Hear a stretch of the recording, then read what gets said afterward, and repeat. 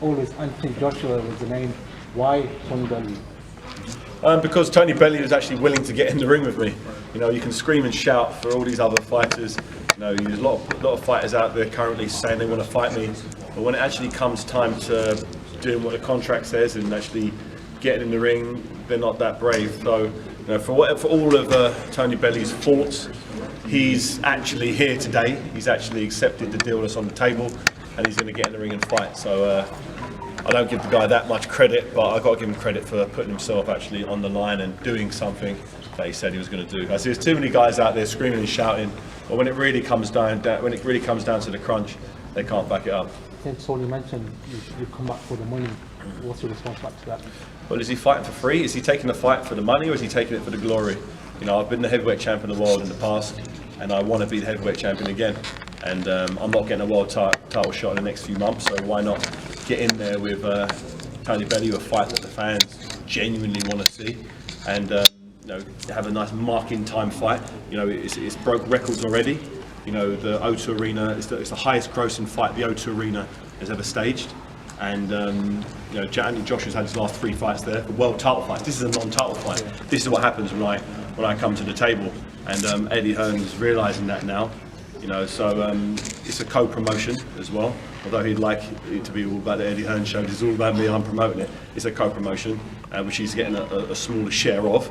So I'm happy with how things are. You know, I'm happy to be working with Sky Sports again. I've got a very good relationship with them. You know, Barney Francis, Adam Smith, everybody at Sky. We've had many world title fights in the past, and hopefully we'll have some in the future. This is a non-title fight, but it's a mega fight, it's a super fight. And you know, the fact that, you know, tickets got sold out in a matter of seconds shows the want, you know, to see me in the ring. David, both fighters have lost to, both fighters are former world champions, champions. Is that where the comparisons end? Yeah, if you look at our records, we're both 28 victories, 2 losses.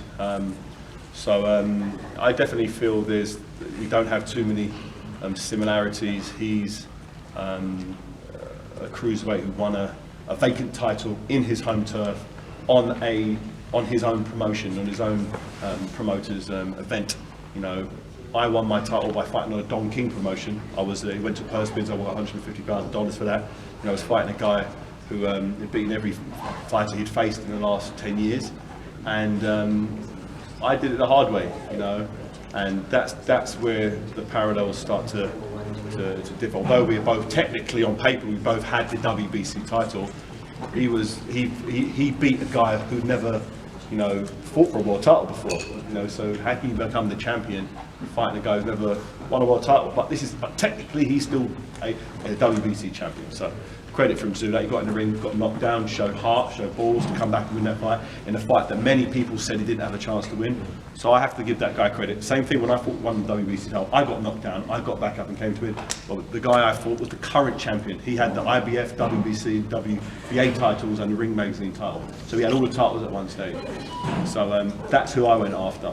So that's where we go. That's where we're different. You know, I went over to Germany once again to fight on the Southern promotion and fought the beast from the east, and I won the titles there. So I've done things the hard way. I've done things the proper way, and once again, here we are in a big fight. So I don't think there's too many similarities. The fact that we both had WBC cruiserweight title is the only comparison. He's got a very outspoken, grating, annoying personality. I was going to say, you had a lot to say prior to the fight. It seemed like you came ready for the press conference today. Yeah, you know, he always screams and shouts, but if you actually listen to what he's talking about, I mean, he doesn't really talk much sense. You know, he's very confident in his ability. He believes if he hits me on the chin with 10-ounce gloves on, I'm going to go to sleep. I don't believe that is the case. You know, they say a good man always beats a good little man. Well, here you've got an exceptional big man fighting a good little man. So I think his chances are slim to none in making this fight that slugfest that he claims it's going to be. You know, he screams and shouts about how poor my last opponents were. You know, if that's where he needs to get his confidence from, being good luck to him. You know, he just needs to know the shot that I hit Mark Demori with after 3.5 years out of the ring. You know, Mark Demori, he didn't look good that night, but he'd been Tyson Fury's sparring partner, who Tyson Fury said himself is a very tough guy. He's a tough man, a tough Aussie man, whatever. He sparred Lucas Brown, many rounds with Lucas Brown. I hit him with one right hand, he was asleep, and I was able to hit him with 3 additional shots after he was unconscious. Can you imagine me doing that same thing to Tony Bellew? What would happen to him? And this big 18-stone lump was stretched out of the ring, oxygen, straight to hospital, memory wiped. This is not just about wiping the memory here. You know, these people involved in his team need to really be concerned about his health, because they're putting him in a serious situation with a guy who holds no prisoners. When I hit you with one shot, I don't miss with a bunch of shots. I'm landing clean, concise, crushing blows on his poor little cruiserweight head, and it doesn't bode well for him. Dave didn't carry any t-shirts in. Pardon? Dave Caldwell said he didn't carry any t-shirts in. Yeah, listen, talking t-shirts, Dave Caldwell is the only person I know. I gave him a small t-shirt because that's his size, and he actually had it tapered in. He actually took it to the tailors to taper in the waist to make his shoulders appear a little bit wider. You know, that's all you need to know about Dave Caldwell. And no, sorry, he rang out my sweaty t-shirts and my boxer shorts, so yeah. Dave, I was at your gym a couple of weeks ago, and we discussed about how Tony kicked off after the BJ Flores fight, and how you stayed cool, calm and collective then, and you said you had learned lessons from the Chisora, etc. You came face to face today, and it seemed that was the opposite reaction. No, he laid hands on me, that's what it was.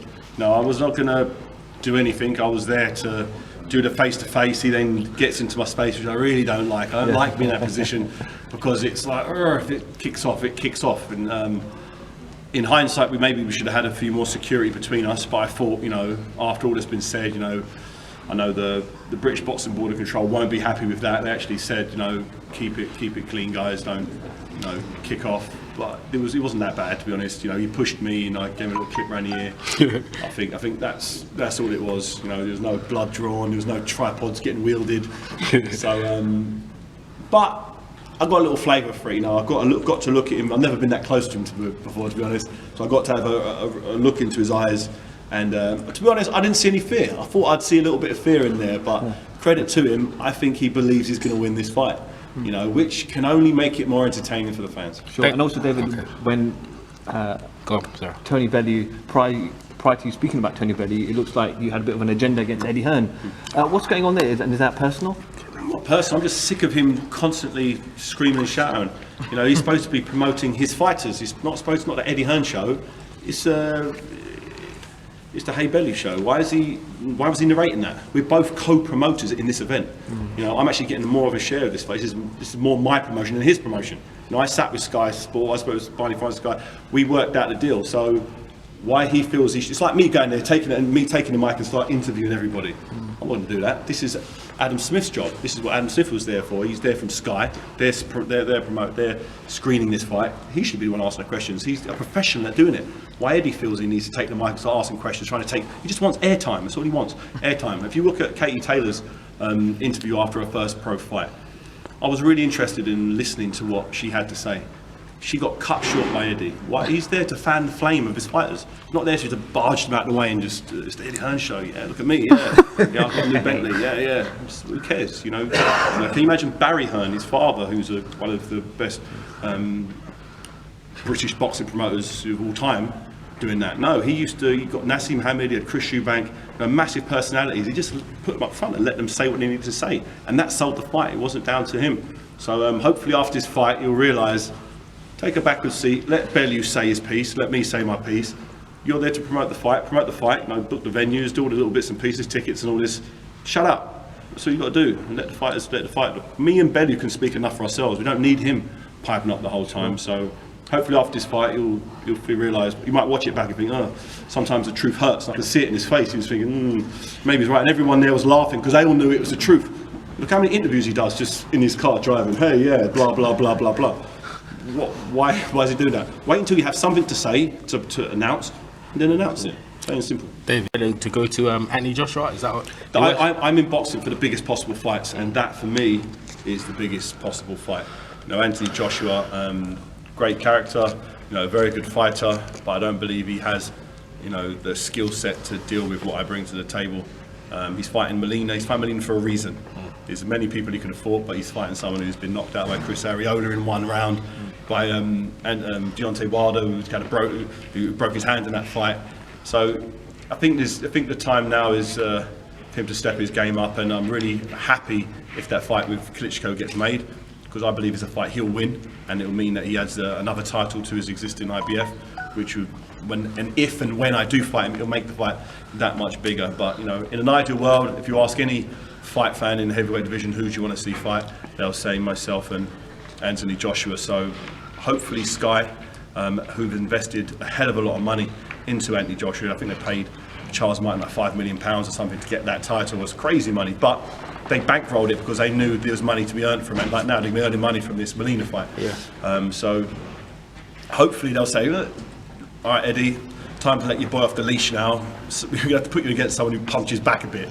How about David Haye? He smashed the box office, he smashes the ticket sales, it makes everybody a lot of money. He'll get 2 or 3 times what he's getting currently for fighting me. Yeah. And I'm past it, over the hill, dodgy arm. I've been fighting bums or whatever. Let's see what he does. Fingers crossed, sense prevails and the biggest possible fights get made. But this is boxing and it's a business. So it depends what you want. Do you want the biggest possible fights, or do you want to sort of milk the crowd? I'm hoping Anthony Joshua's a warrior. I've seen him in there when it's not going his way, and he's ticked all the boxes so far. So far, ticked the boxes when Dylan White put it on him.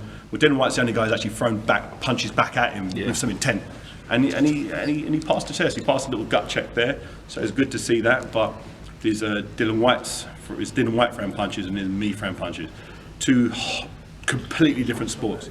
And I think Anthony Joshua will be up for the challenge personally. I think he would test himself, and if his promoter is willing to do it, then we got ourselves a hell of a fight. Thanks very much. David. With the WBO?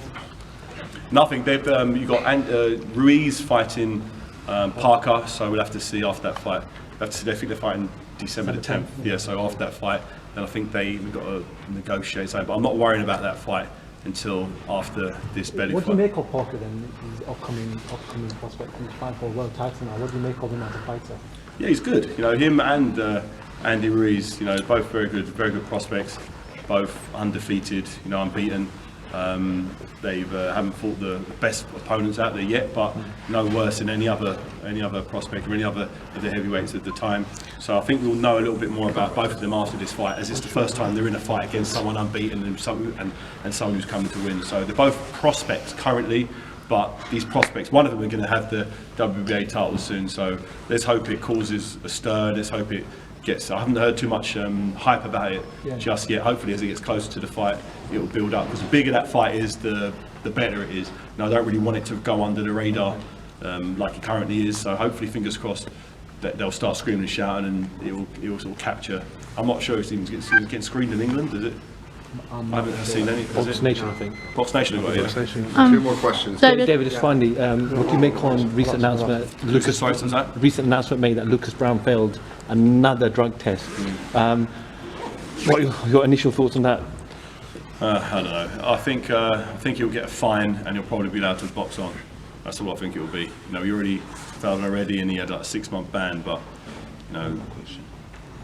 will he fight for that title again? I don't know, because the blood test was by someone else. It's all a bit of a mess. That's why I'm just happy to be fighting Bellew, because if I would have had him as my opponent for the potential December 10th date, it wouldn't have happened anyway, because he just failed a drug test. So I'm letting the whole situation pan out how it's going to pan out. I'll fight Tony Bellew. So on March the 5th, I can sit down and look at the heavyweight landscape as it changes all the time. Like Povetkin and Severn, there was some issue with one of his tests, right? Yeah.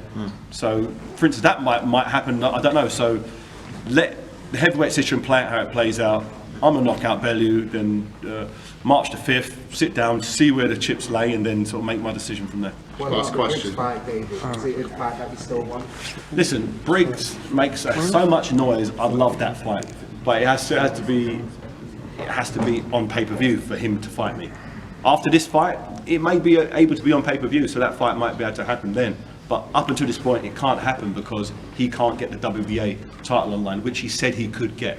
So I think that all that screaming and shouting is all good and well, but if you're not willing to fight on a terrestrial network like he wasn't up until this point, then stop shouting. But you know, there's a few sort of people online who listen to screaming so much they believe everything he says. So let them keep believing it, and as long as they're engaged in some way, shape or form, good luck to him. But come fight night, you know, he's got no chance of beating me in any way, shape or form. He's got about as much chance as Tony Bellew has.